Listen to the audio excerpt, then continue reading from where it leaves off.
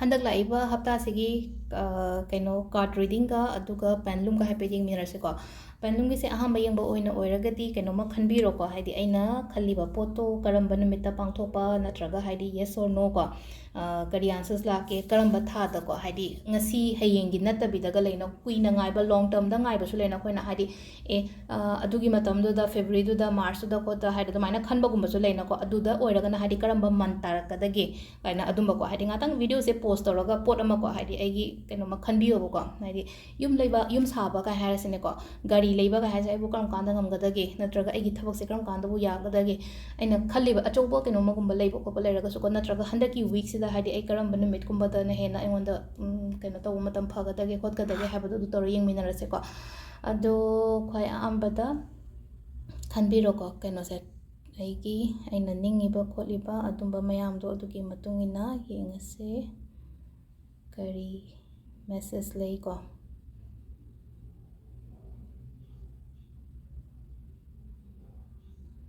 January and June lae ko most probably possibly yes haibagi ko adumaina khatang lae ko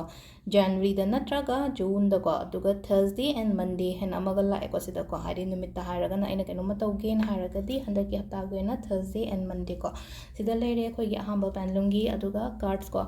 card se akogi oracle card angel card oina yengse ko angel oracle card sina akogi angel message amane aduga time ama yengse ko time haragadi matam aina thabak ama tauge haina khalise hojik yaraba natraga haidi karam kanda ko sum lakadage expect tauge khotke habado do main tawraga ado sima leire si lokthokrase ko crystal kari kra kem color se ko sumaina tawrase taret oin lawthoge ko taret se aina sidagi ko shuffle tawraga taret se akoina numaijing ha sine ko numaijing ningthokaba leiba pokpa yumsakaisha sagonsen irai thangja ko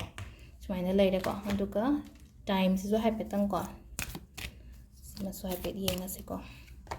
adum ani ni pulak lokho se ko ahum mari mga taruk taret quite first ko nomaijingi yengase ko nomaijingi card se kari lake habeto ko be assertive ena lae ko be assertive haibagi atrati be assertive ki atrase ko haidi ai isha ithanda ko haidi isha da quite first da isha da importance isha da respect pi base akoi se dum yam sondana khanja da bai isha se ko haidi nomaijing numit ki mi ngai ki ona harne ko isha se sonda gano ai se important oi ko ai isha na isha da su respect pi ko haidi stand taw ai gi damak ta ko ai gi damak ta stand taw ai gi aina khalliba aina ningiba kholiba mayam so ko haidi darka leraga di mi hayo phongdo odumba mayam do ko ado aina timing ama haise ko ai kaino ma tawge na khalase ko ado taragadi nang hasik ready oire chatlo sinabasida ko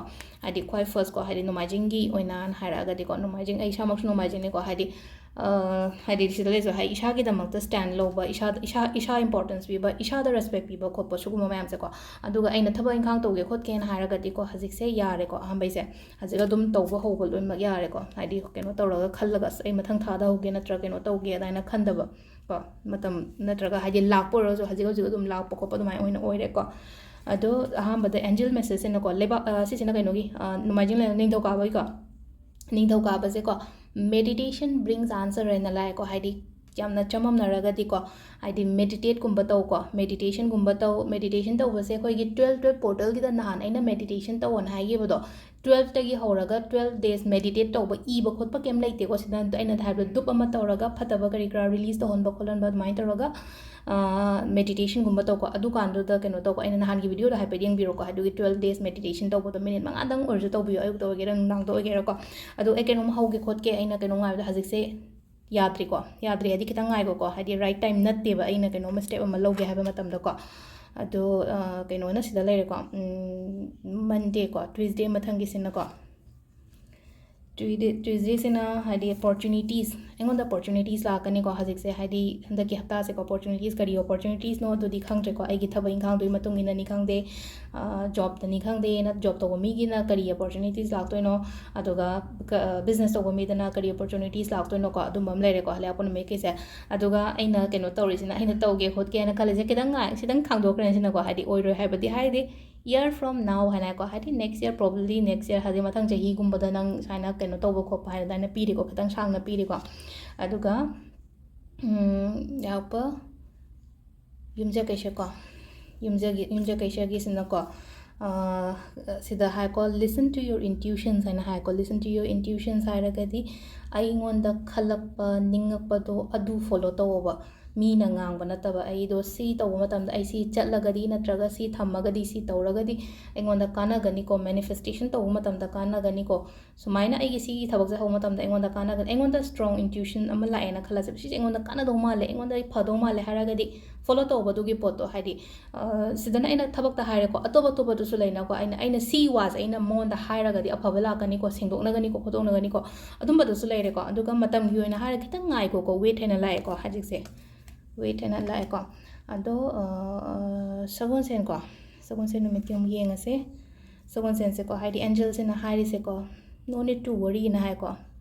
cinta to gono pakha kanu kemta cinta to gono kemta keno to gono sathi bo ko pa kemta gono ko haidi everything will be all right ne bajda hai se ko koina hen na khanjan basu ya oina yamna overthinking ko to haidi worry oi da go oi bodo amaina gum basu oina ko haidi sita keno sin hai se no need to worry in hai bane ba are keno to gono tension lo gono stress lo gono just relax ko mind to ro ko ado sida aina ngasai aina cinta to ri bana traga ningi bodo haidi leino ko maram ama da oiramina khala se aduga matam sinum gaide within the next few weeks laktori ba hafta khara se da kana khani handa ki december se da oiragadi aina khalle ba poto aduni da hadi within the next few weeks and a few weeks hadi hafta khara gi manung da lak ko pa maina leijare na ko irai gi se ko akoi gi khwai first ko angels messages ko hazik lairiba situation se improve oirakani na clearly adum ire ko the situation will improve and ha ko situation improve oirakpa han haragadi hazik keno tawena khale problem dai hara khale se taragadi farakani ko haidi adugi thajaba sum thambio ko koina mayam am hotnari isagi hotnaba plus kaino ni ko sida toise haidi meditate toba manifestation toba ko pasu mayam je hotnaba su yamna mathau taina haidi hotnaba plus adugi tonganba energy ama aura ama haidi akoina create tawrakanda thuna phangba engonda success oiba adu duneba hona dana just manifestation taw matam da di haidi result oi ko haidi same crystal use taw matam da haidra ko e si damaga paisa pai ni si thama keno tawni side am da thangra seba some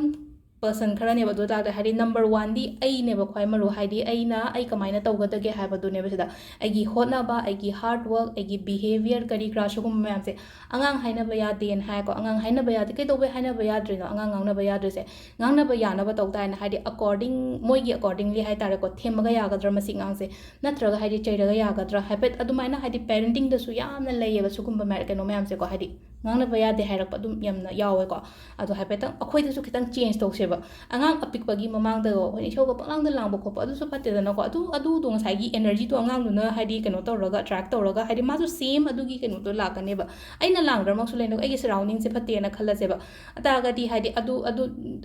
end of the day ko haidi numit loirak pa matam da smaina to bio ba haidi angang du da keno gumba to ba haidi